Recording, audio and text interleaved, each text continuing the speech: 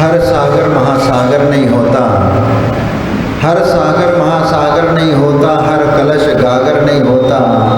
होते हजारों संत इस जहाँ में, होते हजारों संत इस जहाँ पे, हर संत शांति सागर महाराज नहीं होते, हर संत शांति सागर नहीं होते। मिलता जिन चरणों में अमन है, खिलता जिन चरणों में चमन है, होता जिन चरणों में कर्मों का शमन है। ऐसे आचार्य शांति सागर को बारंबार शत शत बार नमन, शत शत बार नमन। हम यहाँ पर आचार्य शांति सागर जी की पुण्यतिथि के अवसर पर आज कुछ प्रोग्राम आप लोगों ने रखा।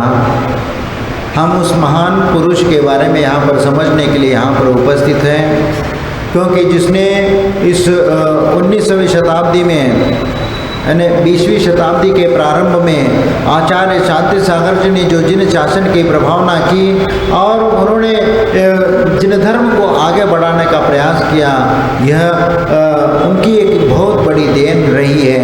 क्योंकि जिस समय साधु संतों का अभाव होता जा रहा है, मुनि परंपरा समाप्त होती जा रही थी, और ऐसे समय में भोज ग्राम में आचार्य शांति सागर जी का पूर्व नाम सातकुंडा नाम का जन्म हुआ भोज ग्राम में, जिनके वैसे उनका जो जन्म भोज ग्राम कहा जाता है, लेकिन वहाँ दक्षिण भारत में एक परंपरा होती है कि वहाँ पर अपने मायके में ही उनका जन्म होता है। क्योंकि जब भी वहाँ परंपरा है कि जब भी डिलीवरी का समय आता है, उस समय अपने मायके चली जाती है और वहाँ पर उनका जन्म होता है। तो उनका जो यड़गुड़ ग्राम था, वहाँ पर उनकी माँ का गांव था।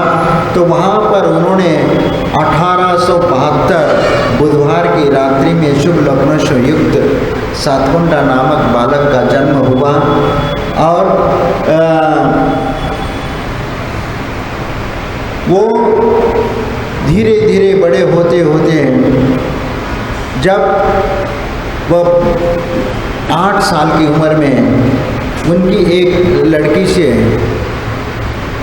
उस समय उनके आचार्य शांति सागर की 12-13 साल की उम्र हो रही होगी, और 8 साल की लड़की के साथ उसका विवाह हुआ। और 6 महीने में ही उस लड़की का किसी कारणवश अवसान हुआ, और उसके बाद उन्होंने दूसरी शादी नहीं की और वो पूर्ण रूप से ब्रह्मचर्य के रूप में अपना जीवन यापन किया और साधु संतों की सेवा में निरंतर वह अपना कार्य करते रहे। और इतना ही नहीं कि आचार्य शांति सागर महाराज जब नगर में यदि कोई साधु संत आते तो वहाँ दूध गंगा वेद गंगा नदियाँ वहाँ से बहती है। तो जब भी बरसात के समय वगैरह पानी आ जाता है तो उस नदी में से पार करके जाना होता था।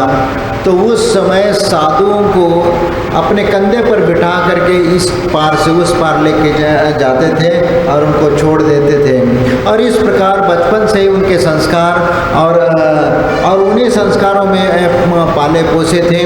और जब वह थोड़ा सा और बड़े हो गए तो खेती बाड़ी में जब वहाँ रखवाली के लिए उनको कभी कभी भेज दिया जाता था कि जाओ ज्वार है या और भी फसल है उनकी रक्षा करने के लिए, क्योंकि चिड़िया वगैरह आ करके दाना चुग जाएगी, इसीलिए उनकी रक्षा करने के लिए जा करके उनकी रक्षा कर लेना। लेकिन ये खेत में जा करके उन चिड़ियों को भगाने की बात तो दूर, उनके लिए पीने के लिए पानी की व्यवस्था उन्होंने एक पेड़ के ऊपर मटका बांध करके की, ताकि वह दाना चुगने के बाद वहीं पर पेड़ पर पानी पीने की व्यवस्था उन्होंने करी। और उस समय जब कभी पिताजी कहीं दूसरे गांव जाते तो वह उनकी कपड़े की एक दुकान थी, तो उस कपड़े की दुकान में बैठ करके वह दुकान चलाते थे। लेकिन वह कभी ये नहीं निकाल करके देखते नहीं थे। वो यदि कोई ग्राहक आ गए, भैया तुम्हारी पसंद जो है ये देख लो, इसमें से जो भी कपड़ा है वह आपको कितना चाहिए उतना स्वयं नाप लो और कटिंग कर लो, जो उसका हिसाब बनता है वह आप अपने हाथ से नापो और वह पेटी में डालो। और ये इस प्रकार उनकी दिनचर्या होती थी। इसीलिए इस प्रकार तो कुछ लोग फिर कम ज़्यादा भी डाल करके चले जाते थे, लेकिन कभी उसका प्रतिकार नहीं करते थे, जो जैसा ये करे वैसे। लेकिन इससे कुछ दुकान में नुकसान भी होने लगा, तो इसलिए उनको वहाँ से एक कर दिया कि फिर पिताजी ही बैठने लग गए। तो इस प्रकार करते करते जब बड़े होते रहे, लेकिन उनके मन में एक वैराग्य उत्पन्न हो रहा था। लेकिन वह अपने माता पिता को छोड़ करके कैसे जाएं, एक उनके मन में एक विकल्प था। और दीक्षा लेने के भाव होते हुए, लेकिन उस समय माँ बाप ने उनको भैया यदि आप चले जाएंगे तो आगे पीछे कौन क्या कैसे हम लोग रहेंगे। तो उन्होंने एक संकल्प ले लिया कि जब तक माता पिता रहेंगे तब तक हम उनकी सेवा करेंगे। भले माता पिता ने उनसे कहा कि दूसरी शादी कर ले और गृहस्थ जीवन बसा ले, लेकिन उन्होंने स्पष्ट मना कर दिया। अब एक बार तो हो चुकी है और दूसरी शादी मैं करना नहीं चाहता और मैं आत्म कल्याण के मार्ग पर जाना चाहूँगा। तो उस समय शांति सागर जी ने माता पिता का सेवा करने का संकल्प ले लिया और सेवा करते करते कई वर्ष निकल गए और एक दिन माता पिता का अवसान हो गया। अवसान होने के बाद उसके बाद उनके मन में वैराग्य तो था, लेकिन अब माता पिता के प्रति जो जिम्मेदारी थी वह समाप्त हुआ और उसके उपरांत दीक्षा लेने के लिए कर्नाटक के उत्तूर गांव में वहाँ एक भट्टारक, उस समय भट्टारकों का प्रचलन अधिक था, तो वह देवेंद्र कीर्ति भट्टारक के पास वह चले गए और कर्नाटक के उत्तर ग्राम में उन्होंने ज्येष्ठ शुक्ला त्रयोदशी सन 1915 का उल्लेख आता है और एक जगह कहीं 13 का भी उल्लेख आता है, क्योंकि दीक्षा के बाद 4 साल बाद उन्होंने अलग दीक्षा ली थी। तो वह सिद्ध क्षेत्र गिरनार पर्वत पर उन्होंने अलग यात्रा करने के लिए गए थे। उस समय तीर्थ यात्रियों के साथ वह गिरनार यात्रा गए थे। गिरनार में जा कर के वहाँ पर नेमिनाथ भगवान के चरणों में संकल्प लिया कि अब मैं पैदल ही विहार करूँगा और वहाँ पर अलग दीक्षा ले करके वह पैदल विहार कर, क्योंकि जाते समय तो वाहन में चले गए थे, लेकिन वापसी में वह पैदल यात्रा शुरू कर दिया और उनके साथ लोग भी पैदल चलना शुरू कर दिया। इस प्रकार और उसके बाद यानी क्षुल्लक दीक्षा के बाद 4 साल बाद मुनि दीक्षा 1919 में उन्होंने मुनि दीक्षा को ग्रहण कर लिया और फाल्गुन शुक्ला 11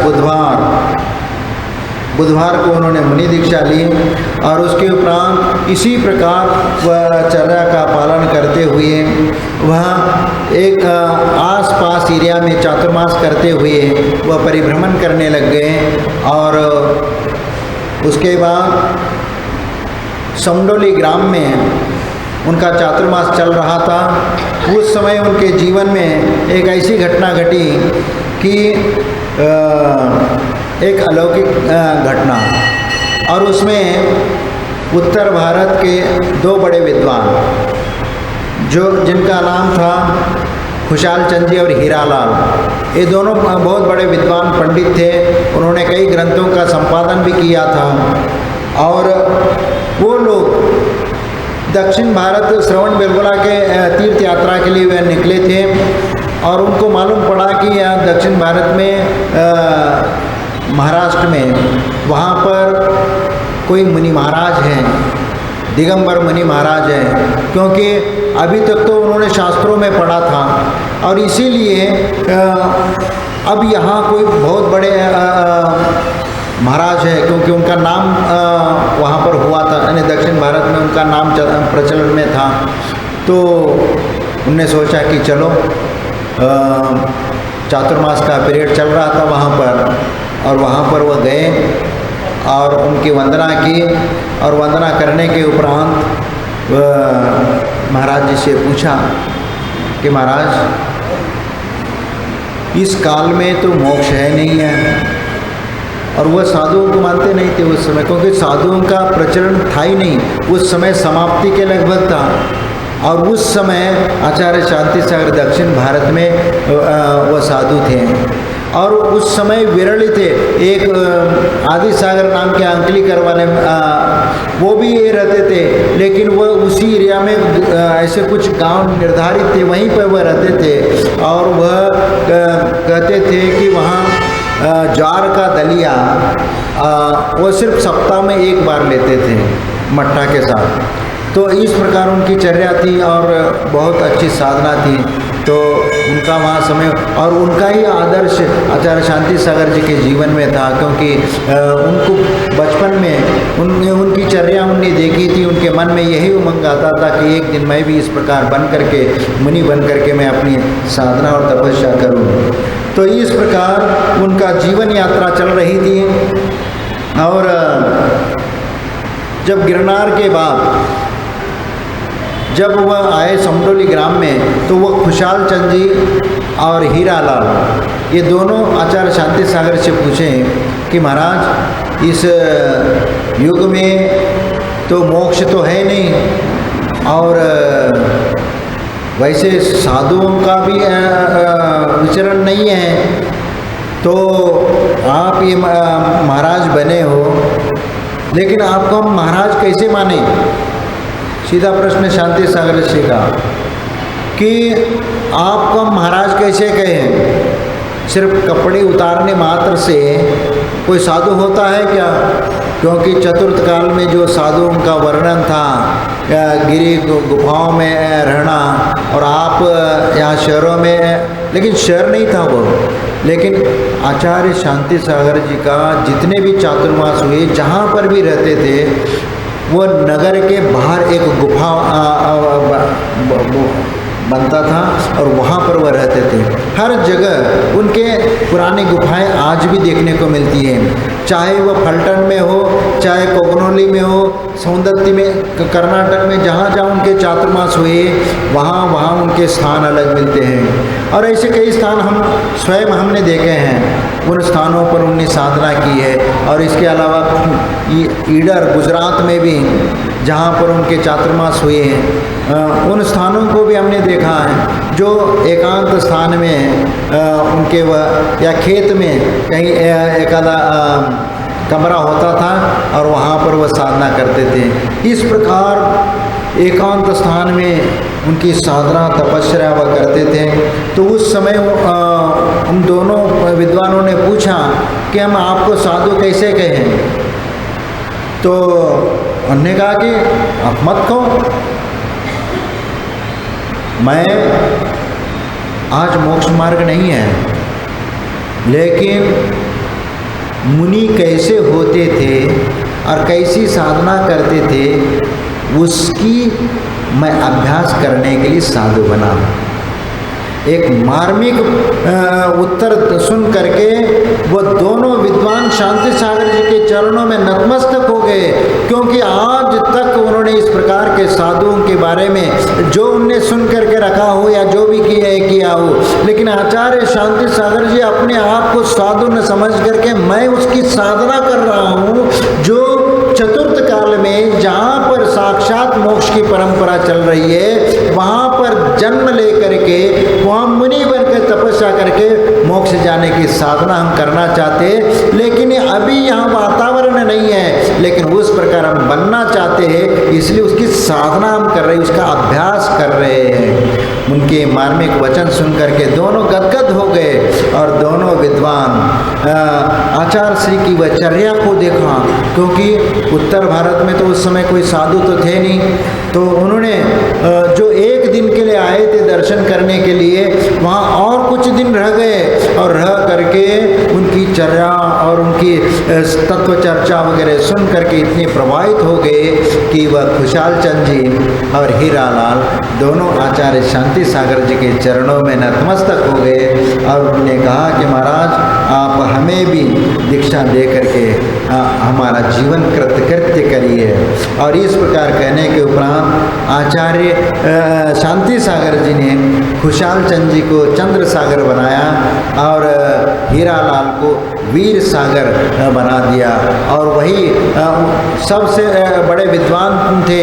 चंद्र सागर की समाधि होने के बाद आचार्य शांति सागर ने अपना आचार्य पद वीर सागर जी को दिया था और वही परंपरा फिर उसके बाद चलते चलते आचार्य ज्ञान सागर जी, क्योंकि उसके बाद धर्म सागर के बाद अजित सागर के बाद ये परंपरा ऐसी चलती आई। और धर्म सागर के ही शिष्य आचार्य ज्ञान सागर जी थे और ज्ञान सागर से आचार्य विद्यासागर, ये परंपरा ऐसी चलती आई। तो इसीलिए आचार्य शांति सागर जी के वह प्रेरक प्रसंग सुन करके गदगद हो जाते हैं। और उसी समय आचार्य शांति सागर जी ने एक और उत्तर दे दिया, क्योंकि सबसे पहला उनको मुनि है क्या नहीं है, इस संदर्भ में उन्होंने एक सबसे पहला वह दिया, उसके बाद ये उत्तर दिया। उन्होंने कहा कि सामने ये जो पेड़ है, ये कौन सा पेड़ है। जैसे उन विद्वानों ने प्रश्न पूछा कि आजकल साधु तो ऐसे मोक्ष तो है नहीं है, तो हम आज आपको साधु कैसे कहें। उन्होंने कहा कि हमें साधु मत कहो, लेकिन ये सामने जो पेड़ आपको नज़र आ रहा है, ये कौन सा पेड़ है। उन्होंने देखा कि ये आम का पेड़ है, तो उन्होंने बोला कि इसमें आम लगे हैं। महाराज सावन और भादों के महीने में आम कहाँ से लगेंगे, फिर भी आप उसको पेड़ कह रहे हो, आम का पेड़ बोल रहे हो।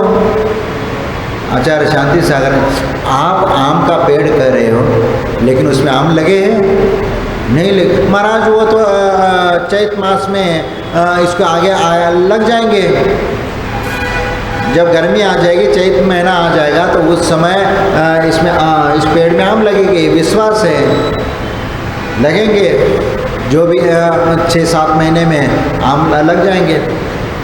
तो भैया मैं भी तो वही तो कह रहा हूँ, अभी तो मुनि मोक्ष जाने की परंपरा नहीं है, लेकिन हम उसकी साधना कर रहे हैं।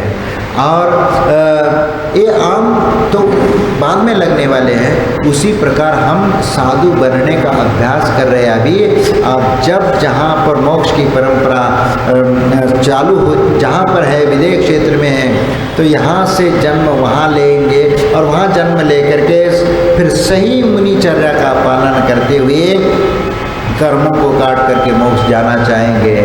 ऐसे मार्मिक वचनों से वह गदगद हो गए थे। इसीलिए उनके वचनों के प्रभाव से उन्होंने आचार्य शांति सागर से दीक्षा लेकर के एक चंद्र सागर बने और एक वीर सागर बन गए।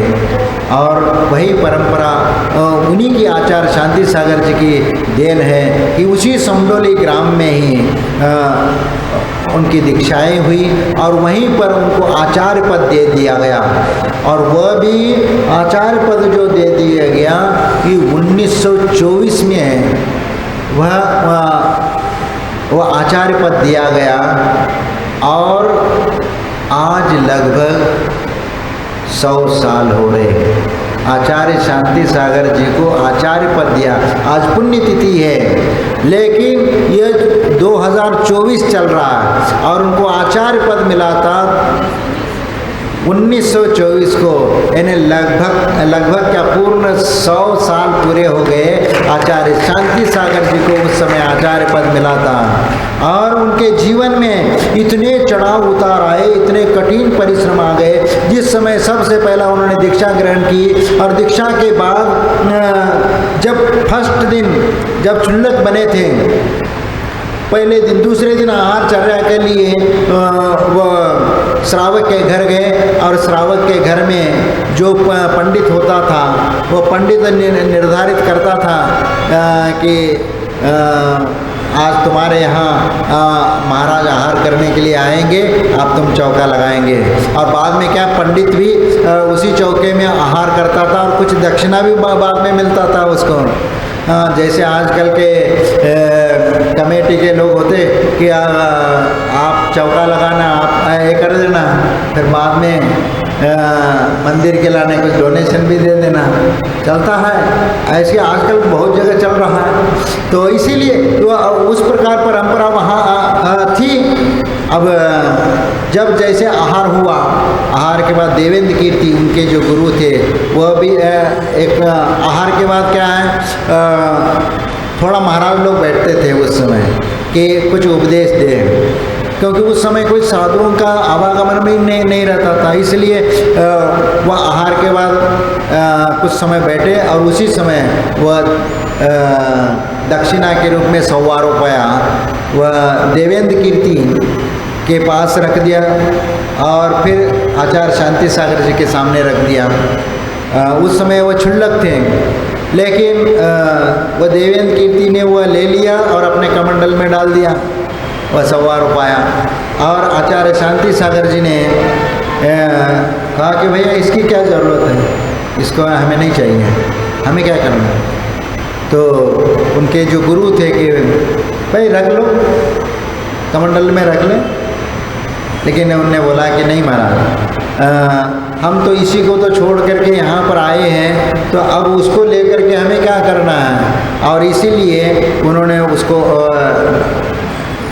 निषेध कर दिया। और उसके उपरांत फिर वो तो भट्टारक थे देवेंद्र कीर्ति, वो तो आचार्य भी नहीं थे, मुनि भी नहीं थे। तो उस समय जो मुनि जो रहते थे वह आहार चर्या के समय वस्त्र लपेट करके जाते थे। यहाँ 4 लोग चारों कोनों से वस्त्र पकड़ करके फिर आहार चर्या के लिए जाते थे। फिर वहाँ जाने के उपरांत उसको हटा दिया जाता, आहार कर लेते थे दिगंबर मुद्रा में। फिर आहार करके फिर वापसी में कपड़ा लपेट करके या कपड़ा ऐसे 4 लोग पकड़ करके जाते थे।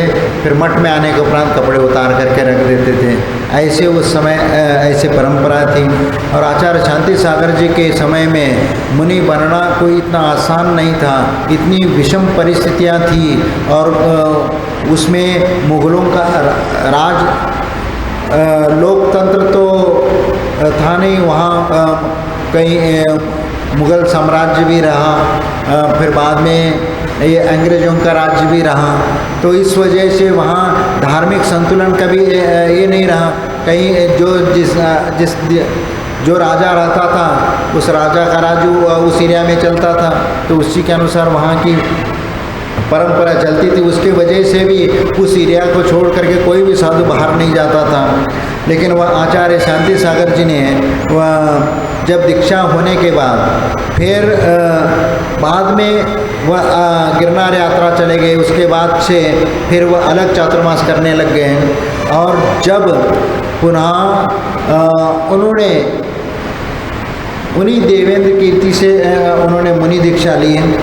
और कहते हैं कि मुनि दीक्षा लेने के बाद वो भी एक दक्षिण भारत में एक पंचकल्याण महोत्सव में उन्होंने मुनि दीक्षा ली।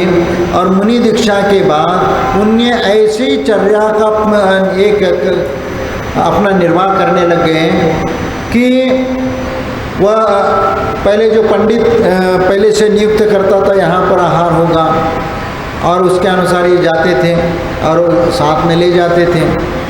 तो आचार्य शांति सागर जी को ये कुछ अटपटा लगा भैया सिंह वृत्ति है साधु की, और साधु ऐसे बुला करके ले जाएगा और यहाँ पर नियुक्त है तो वहाँ जा करके आहार करके आना, और पंडित भी फिर वहीं करेगा और दक्षिणा भी उसको अलग से मिलता था। तो आचार्य शांति सागर ने कहा कि अब ऐसा नहीं करेंगे। उन्होंने दूसरे दिन सीधा व्रत परिसंख्यान ले लिया और वह आहारचर्या के लिए निकले। वह आहारचर्या के लिए जिस दिशा में पंडित जी ने उसको ले जाने का प्रयास किया, आचार्य शांति सागर के दूसरे रास्ते से निकल गए। गांव में एक परिक्रमा लगाया और वापस लौट करके आ गए। उपवास हो गया, 1 दिन हो गया, 2 दिन हो गया, 3 दिन हो गया, ऐसे 4 दिन तक उनका आहार नहीं हुआ। लोग सब चिंतित हो गए कि आहार क्यों नहीं हो रहा है, क्या बात है, क्या बात। आचार्य शांति सागर से पूछ लेते, लेकिन आचार्य शांति सागर जी कुछ नहीं बोलते। वह कहते हैं कि वह साधु की चर्या है और व्रत परिसंख्यान हमने लिया है, और व्रत परिसंख्यान विधि मिलेगी तो हम आहार करेंगे, नहीं है तो पंडितों के द्वारा निर्धारित जो जगह है ऐसे स्थान पर हम आहार नहीं करेंगे। फिर उसी पंडित से पूछा कि साधु की आहार चर्या कैसी होती है, बताओ। वहाँ पंडित का मतलब वहाँ मंदिर का पुजारी होकर कहलाता है, क्योंकि उसको पंडित या उपाध्याय बोलते हैं। तो वहाँ जो मंदिर की पूरी देखभाल उसके जिम्मे होती है, और वह पूजा पाठ अभिषेक सब क्रियाएं वही करता है, और जितना भी धर्म का ज्ञान है वो उसी के पास होता था। तो और वह जैसे बताएंगे वैसे का कार्य नगर में होता था। तो फिर सब लोग इकट्ठा होकर के उससे पूछा कि बताओ साधु की चर्या कैसी होती है, इनका आहार कैसे करवाना है। तो फिर उसने पूरा विधि बताई, और उसके अनुसार जब आचार्य शांति सागर ने बोला कि ऐसे निर्धारित स्थान पर आहार नहीं होगा। फिर आप कहीं पर भी कोई भी श्रावक के घर में चौका लगाइए, जहाँ मेरी विधि मिलेगी वहाँ पर आहार चर्या करेंगे। तो उसके अनुसार जब अलग अलग चौके लग गए तो फिर उसके उपरांत आहारचर्या के लिए निकले, और फिर एक श्रावक के घर में आहार हुआ, और इसी प्रकार फिर प्रतिदिन उसी प्रकार आहार उनका होता रहा। और ऐसी उत्कृष्ट चर्या को देखते हुए उनके जो गुरु जिन्होंने मुनि दीक्षा दी थी वह देवेंद्र कीर्ति स्वयं आचार्य शांति सागर जी के पास आए, और पुनः अपना दीक्षा प्रायश्चित लेकर के पुनः उनसे दीक्षा लेकर के मुनि बने। और फिर शिष्य ने दोबारा उनको दीक्षा दे करके और प्रायश्चित आदि दे करके उनका शुद्धिकरण किया।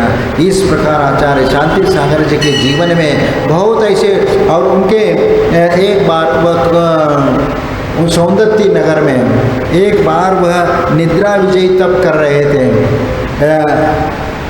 तो रात में वह गांव के बाहर जो कुटिया या गुफा रहती थी वहाँ जा कर के वह साधना करने में, कभी नगर के बीच में कभी नहीं रहे वो, जैसे यहाँ इसमें वो अलग ही उनका गांव के नगर के बाहर एक स्थान रहता था, उसी जगह पे वह साधना करते थे। और उस समय वहाँ पर वह सौंदत्य नगर में वह साधना कर रहे थे, और साधना करते समय ये हुआ कि शाम के समय वह जहाँ पर आचार्य शांति सागर जी साधना में बैठते थे वहाँ उन्होंने घी का दीपक जला करके छोड़ के जाते थे। तो उसमें क्या कर लिया, उन्होंने जो घी डालते समय वो घी ज़्यादा गिर गया, तो और वहाँ पर घी फैल गया, जैसे जैसे गर्म होता गया वैसे वो फैल करके वो आचार्य शांति सागर जो पाटे में बैठे थे वो ऐसा नीचे आ गया पैरों के इसमें। तो उसकी घी की गंध से सब चींटियाँ आ गई, और चींटियाँ आ गई तो उससे उनके शरीर के ऊपर चढ़ने लग गए, पूरे शरीर में काटने लग गए। और बरसात का समय, और इतना सारी चींटियाँ पूरी नोचने लग गए शरीर को, और उसी दिन मूसलधार वर्षा भी हो रही थी। और रात्रि के 12 बजे के लगभग उसको स्वप्न आ गया, चलो उठो महाराज जी बहुत परेशान हैं। और सपने में उसको एकदम हड़बड़ा करके उठ गया, और देखता है कि आचार्य शांति सागर महाराज जी के ऊपर कोई संकट आया है, उपसर्ग हो रहा है, और जल्दी उठो यहाँ से चलो। उसको कोई समझ आ रहा है, पानी बाहर गिर रहा है और आचार्य शांति सागर तो वहाँ गुफा में है, तो उसको अरे स्वप्न तो ऐसा ही होता है, दोबारा सो गए और दोबारा सो गए और सो करके 5 मिनट भी नहीं हुआ और ऐसे उसको झटका लगा और उस झटके में दोबारा उसको उठाया और चलो, और सीधा वो उठ गया और पानी गिरे या कुछ भी हो और वह लालटेन लेकर के वह वहाँ पहुँच जाता है। और जहाँ करके आचार्य शांति सागर जहाँ गुफा में बैठे थे, जहाँ करके देखा तो चींटियाँ सब पूरी, और वह इतना ये हो गया कि ये मैंने क्या किया, कैसे किया, और बहुत उसकी पीड़ा होगी। उनने आसपास जा करके कुछ श्रावकों को बुला लिया, आ जाओ ऐसे ऐसे हुआ है, और फिर आचार्य शांति सागर थोड़ा शक्कर ला करके साइड में डाल दिया गया। फिर इसके उपरांत थोड़ा सा कपड़े से वस्त्र से वगैरह हटा करके वह उपसर्ग दूर किया गया और इसके उपरांत खून बह रहा था, ये हो रहा था।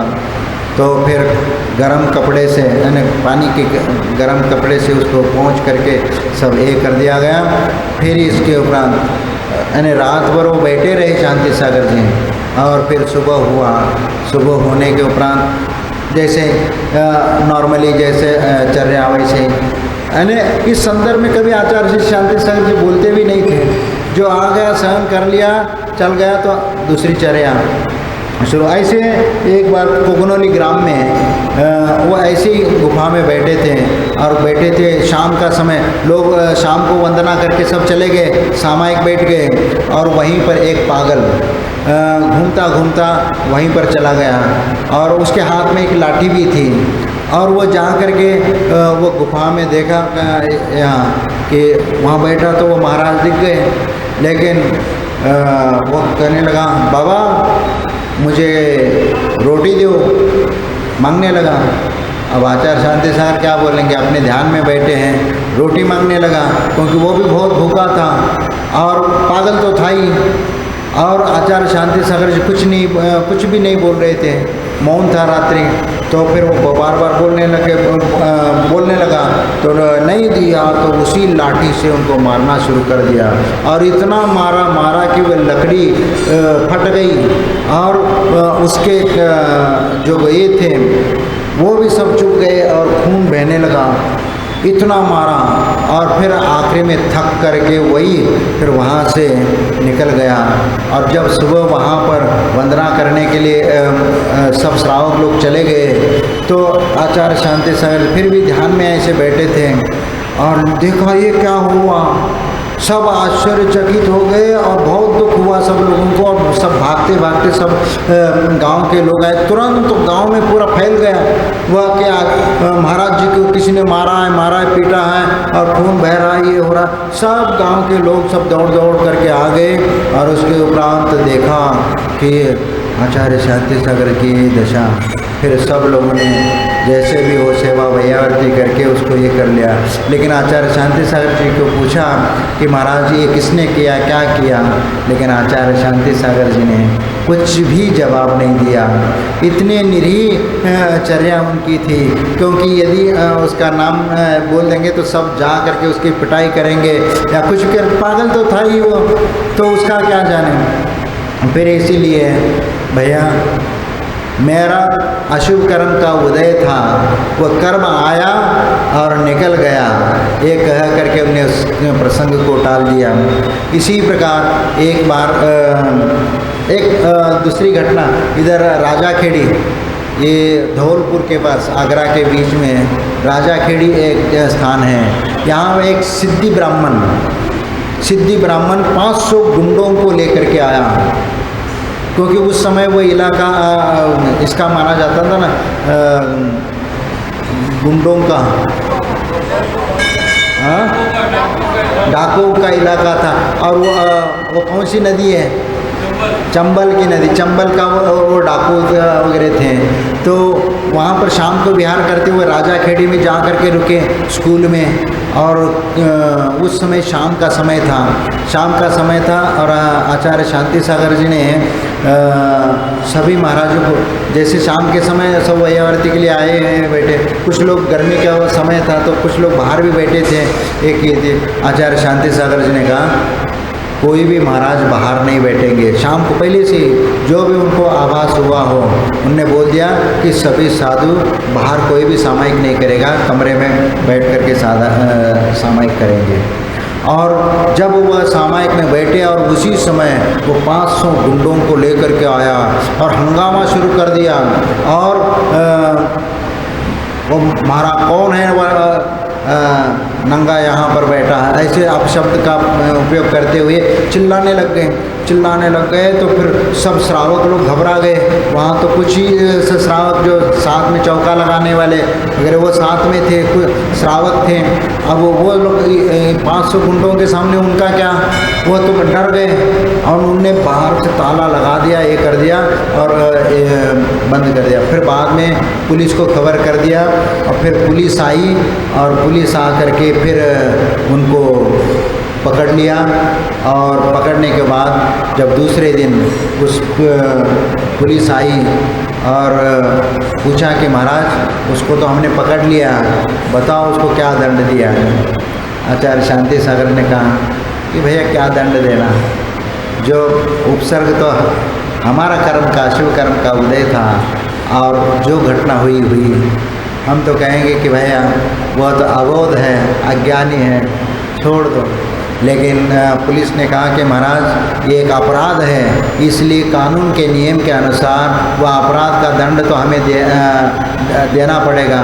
इसलिए आप भले ही कहते हैं, आपका कर्तव्य है, आपका फर्ज है, क्योंकि आप कभी भी शत्रुता का भाव नहीं रखते, इसलिए आपकी निरीह वृत्ति, निष्प्रभ वृत्ति के कारण आप कह रहे हो कि छोड़ दो।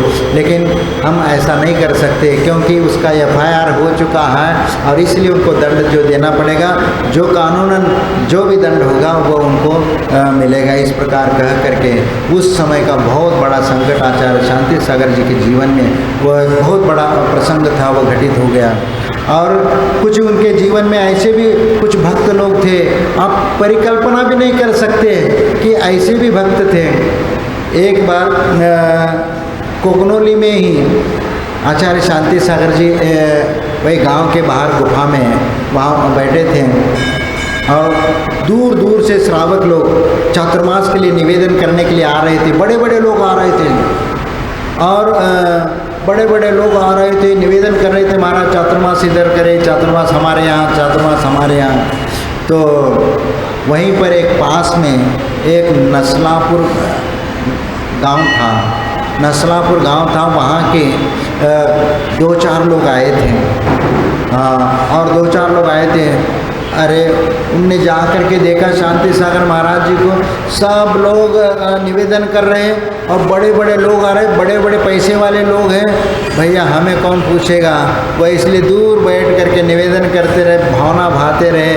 और जब लोग शाम का समय हो गया सामायिक का, तो उनको भेज दिया, सब लोग चले गए। तो ये 4-5 लोग थे और वो 4-5 लोग वहीं बैठे थे और उनने कहा कि कोई बात नहीं, अपन तो ऐसे बैठेंगे भक्ति करते हुए। और फिर इसके ऊपर सब लोग निकल गए। फिर रात्रि के सब वातावरण शांत हो गया, कोई एक चिड़िया भी उधर आना बंद हो गई। अरे चिड़िया का मतलब ये कि कोई आवागमन किसी का भी पूरा बंद हो गया। 10-11 बजे के लगभग एक भीमशा मखदूम उसमें था, अच्छा हट्टा कट्टा पहलवान था, बहुत बड़ा। और उनने कहा कि और 2-4 साथी उनको बुलाया। उनने कहा वो जहाँ आचार्य शांति सागर महाराज पाटे पर बैठे हुए थे, वह अपनी साधना कर रहे थे। उनने कहा कि तुम उधर कोना पकड़ो, तुम उधर कोना पकड़ो। और 4 कोने पर 4 लोगों ने पाटे को पकड़ा और उठा करके बाहर ले आए और वह अकेला व्यक्ति सिर के ऊपर ले लिया उस पाटे को और स्वयं चलने लगा। अब कुछ भी ये नहीं, अब हमारे गांव में चातुर्मास कराएंगे, और आचार्य शांति सागर के अपने सिर के ऊपर रख दिया। अच्छा मजबूत हट्टा कट्टा था, पहलवान भी था। तो आचार्य शांति सागर को सिर के ऊपर रख करके पूरी रात चलता रहा, बैठे नहीं वो, रात चलते चलते सुबह हो गया और शांति सागर महाराज सोए भी नहीं, वो भी नहीं सोए, वो भी बैठे। भैया अब चलते समय अब एक क्या करें, बोल भी नहीं सकते हैं, अब क्या करें।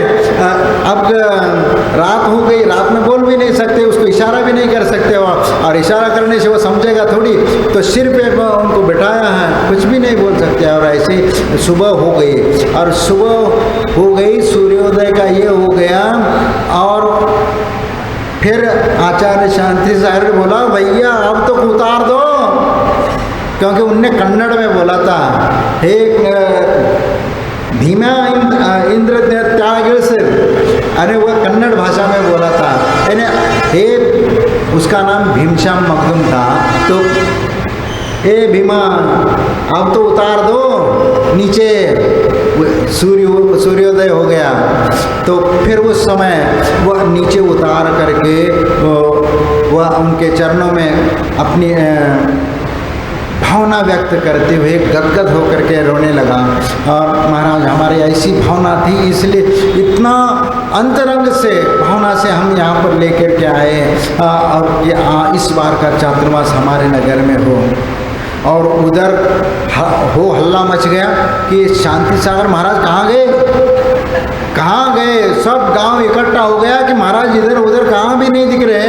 तो इधर उधर ढूंढना शुरू हो गया, कोई लोग साइकिल लेकर के चले गए, कोई बैलगाड़ी लेकर के ढूंढने के लिए निकल गए, इधर उधर किधर गए होंगे, रात में तो चलते नहीं, तो गए कहाँ। फिर उधर से लौटने वाले कुछ लोग ऐसे पैदल आने वाले नगर गांव की ओर, उनने बताया कि इधर कहीं वो वहाँ पर कोई महाराज बैठे हैं। तो सब लोग बड़े बड़े लोग पहुँच गए। तो आचार्य शांति सागर जी के पास बैठे, महाराज कैसे आ गए। भैया हमें क्या मालूम, इससे पूछो, ये बैठा है ये पहलवान। हाँ तो इधर का नहीं महाराज, अब चलो अब पुनः वहाँ जहाँ से आए थे वहीं पे। ने कहा कि भैया अब हमारे हाथ में नहीं है, ये सामने बैठा है इसके हाथ में है, अब ये कहे तो ले चलो, नहीं है। और उस साल आचार्य शांति सागर महाराज जी ने उसी नसलापुर में चातुर्मास किया। उसकी भक्ति देख करके, भावना देख करके बड़े बड़े लोग आ रहे थे, लेकिन उसकी कोई परवाह नहीं की, और उसकी भावना और भक्ति देख करके वह उसी नगर में चातुर्मास किया।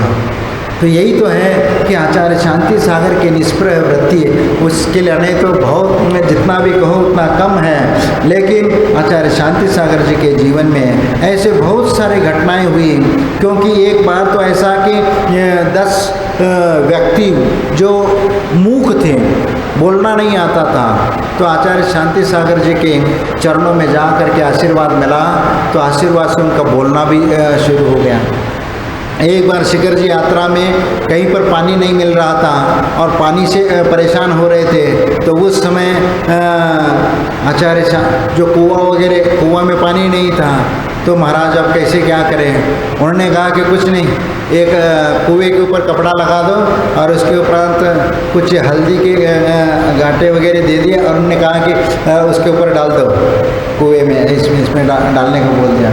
और उस दिन रात में इतना मूसलाधार वर्षा हो गई कि वह कुआं भर गया। ऐसे बहुत सारे चमत्कार उनके जीवन में घटित हुए हैं। और एक तो आपको घटना बताई थी शिखर जी के विहार करते हुए, वह संघपति घासली लाल का जो लकड़ी वगैरह मिलना नहीं मिले, तो उन्होंने अपने ट्रक को तोड़ करके उस लकड़ी से चौका लगा था।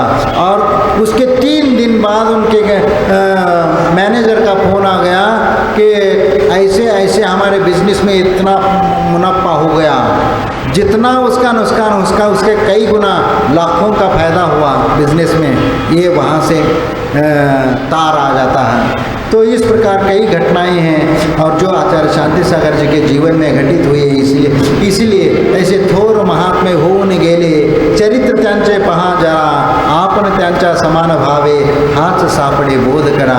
इसलिए आचार्य शांति सागर ने अपने जीवन में जो साधना करके, तपस्या करके एक महानता दिखाई है, उनका आदर्श लेकर के हमें दे चलेंगे तो निश्चित उन जैसे आदर्श हम लेकर के मोक्ष मार्ग में चलेंगे, हमारा भी आत्मा का उद्धार होगा। उन्होंने अपने जीवन काल में जो उपवास किए हैं, निष्क्रियत व्रत, सबसे बड़ी साधना निष्क्रियत व्रत किया था, वो उत्कृष्ट व्रत किया था। जैसे चंद्रमा की कला के समान बढ़ता जाएगा और घटता आएगा, इस प्रकार वह निष्क्रियत व्रत किया। इसके अलावा कर्म दहन के व्रत 1234 उपवास, 40 शुद्धि के, ऐसे सब। इसके अलावा उनके जीवन में बहुत सारे, जिस समय हरिजन मंदिर प्रवेश को लेकर के जब विवाद चल रहा था, 3 साल तक उन्होंने अन्न का त्याग किया था। अन्न, क्योंकि कोर्ट का मामला था और कोर्ट में जब उसका निर्णय होगा तभी ये होगा, इसलिए लोगों ने कहा था कि आप पूर्ण रूप से अन्न का ये नहीं कर सकते, आहार नहीं छोड़ सकते। उस समय अन्न का त्याग कर लिया, बाकी फल फ्रूट वगैरह ऐसे ले लेते थे और अपना काम निकालते थे। इस 3 साल बाद उन्होंने आहार, और एक बार तो ऐसा हुआ कि पहले के लोग जानते नहीं थे, कहीं किसी नगर में, गांव में उन्होंने चावल और मठा या इसका ही आहार दिया, बाकी रोटी बेटी वगैरह कुछ नहीं, वही दे। और आचार्य शांति सागर जी ने ले लिया और आ गए। उसके उपरांत प्रतिदिन वही श्रावक लोग देने लग गए, क्योंकि शांति सागर में चावल और यही ले लेते हैं। तो किसी ने कुछ भैया वही लिए थे, इसलिए जैसे आप लोग भी पूछते हैं ना महाराज क्या लेते हैं क्या लेते हैं, तो वैसे पूछ करके उनने भी वही बना लिया, वही खिलाया। इस प्रकार 3 साल तक वह सिर्फ चावल और मठा या दूध ऐसा आहार होता रहा। इसके बाद एक पंडित को मालूम पड़ा, वो आ करके शांति सागर से बोला कि महाराज, शास्त्रों में तो ये भी कहा है कि सिर्फ यही थोड़ी, आप तो बहुत कुछ यानी सब रोटी भी ले सकते हैं, सब कुछ ले सकते हैं। तो उस समय शांति सागर महाराज जी ने कहा कि भाई जो श्रावक देगा वही तो लेंगे हम। फिर इसके बाद फिर सब कुछ रोटी वगैरह फिर देने लग गए, तो फिर आहार करने लग गए। इसलिए आचार्य शांति सागर जी और आखिरी समय जब मुनि दीक्षा के बाद आचार्य पद मिला, क्या हाँ, सर्प का उपसर्ग भी कई बार कोगनोली में उनके शरीर के ऊपर चढ़ा, और कई बार ये सर्प का उपसर्ग तो कई बार हुआ है, एक बार नहीं है। ये उनके कमरे में पाटे के नीचे रात भर बैठा रहा शांति सर, और जो सुबह झाड़ू सफाई करने आए उनके कहा कि भाई देख लेना भैया, ऐसा इधर उधर देखना मत, थोड़ा संभाल करके, यानी यहाँ पर साफ है। तो ये सब कोगनोली में ही है। वो एक तो पागल का उपसर्ग, एक तो सर्प का उपसर्ग उसी नगर में है, और कई दूसरे नगर में भी हुए। सेडवाल में भी एक उनके कुटिया में सर्प निकल आया। तो ऐसे सर्प का उपसर्ग तो उनके साथ जीवन में बहुत बार हो चुका है। लेकिन फिर भी एक बार तो द्रोणागिरी में शेर आकर के सामने बैठ गए, ध्यान में बैठे थे, उससे शेर आकर के बैठ गए, और उस दिन लेट हो गए तो लोग चिंतित हो गए कि क्या बात है। और जब लोग उनको ढूंढने के लिए ऊपर जाने लगे, आहार का टाइम हो गया था, अभी तक नीचे नहीं आए, तो जाने लग गए। तो उसी समय आचार्य शांति सागर जी भी नीचे उतरते हुए आए। फिर बाद में पूछा तो भैया वनराज बैठा हुआ था तो हम कैसे आते भाई, तो वह निकल गया तो हम भी निकल आए, वहीं पास में बैठा रहा, वह निकल गया उठ करके, फिर ये भी उठ करके आ गए। तो इस प्रकार आचार्य शांति सागर जी के जीवन में इस प्रकार परिभ्रमण करते हुए कुंतलगिरी में 1955 रविवार के दिन 36 दिन का सल्लेखना व्रत लिया, यानी 36 दिन तक वह निरंतर उपवास करते रहे और भक्त प्रत्याख्यान, फिर यहाँ तक कि वह आहार को भी ऐसे ले जाते, ऐसे हाथ पकड़ करके ले जाते, चलने खड़े होने की, उनने आहार को त्याग कर दिया। यानी पहला तो जितना अपने स्वयं जितना कर सकते वह कर लिया, लेकिन जब उठने की भी क्षमता कम समाप्त होने लग गई कि अब खड़े होकर के आहार लेने की भी क्षमता, उनने पूर्ण रूप से आहार का त्याग कर दिया और कह दिया कि अब ऐसा नहीं किसी के, इसीलिए इंगिनी मरण, उनने सेवा वैयावृत्ति करने का उनने त्याग कर दिया कि भाई कोई भी हम अब हाथ पांव दबाना या पकड़ के ले जाना ये नहीं करेगा। यदि जब तक हमारे उठने की शारीरिक क्षमता थी हम उठ करके आहार ग्रहण कर लिया, अब उठने की क्षमता नहीं तो आहार नहीं करेंगे। इस प्रकार करते हुए 18 सितंबर 1955 को प्रातःकाल 6:50 पर उनकी समाधि हो गई। और उसके पहले जब 26वें दिन, वह संलेखना के 26वें दिन उन्होंने सभी जनता के लिए 22 मिनट का उपदेश दिया। और 22 मिनट के उपदेश में जो दिया आप गदगद हो जाओगे। ऐसे उनके वचन की उसका अभी आपका समय हो रहा है इसलिए मैं कभी और बताऊंगा, क्योंकि 22 मिनट के उपदेश में इतना सुंदर ढंग से मोक्ष मार्ग का वर्णन किया और सम्यक दर्शन, रत्नत्रय की आराधना आदि वर्णन करते हुए, और शिखर जी में दो बंदरों को आपस में लड़ते हुए उस उदाहरण को दिया। और इसके बाद उन्होंने ये भी बता दिया कि दर्शन मोहिनी कर्म के वजह से हम इस संसार में कैसे भटक रहे, चारित्र मोहिनी कर्म के उदय से संयम को ग्रहण नहीं कर पा रहे, और फिर शुभ अशुभोपयोग से शुद्धोपयोग, शुभोपयोग से शुद्धोपयोग, और शुद्धोपयोग से कर्म का फल, शुद्धोपयोग का फल प्राप्त करके मोक्ष को हम प्राप्त कर सकते। और सम्यक दर्शन को प्राप्त करने की उन्होंने बहुत अच्छे सुंदर ढंग से उसका कथन किया। और इन सब आचार्य शांति सागर एक महान लोकोत्तर पुरुष साधक हुए, और उनको हम याद करते हुए उनके गुणों का अनुसरण करते हुए अपना करके अपना भी आत्मा का कल्याण कर ले, इस प्रकार की भावना करते हुए जय बोलो महावीर भगवान की।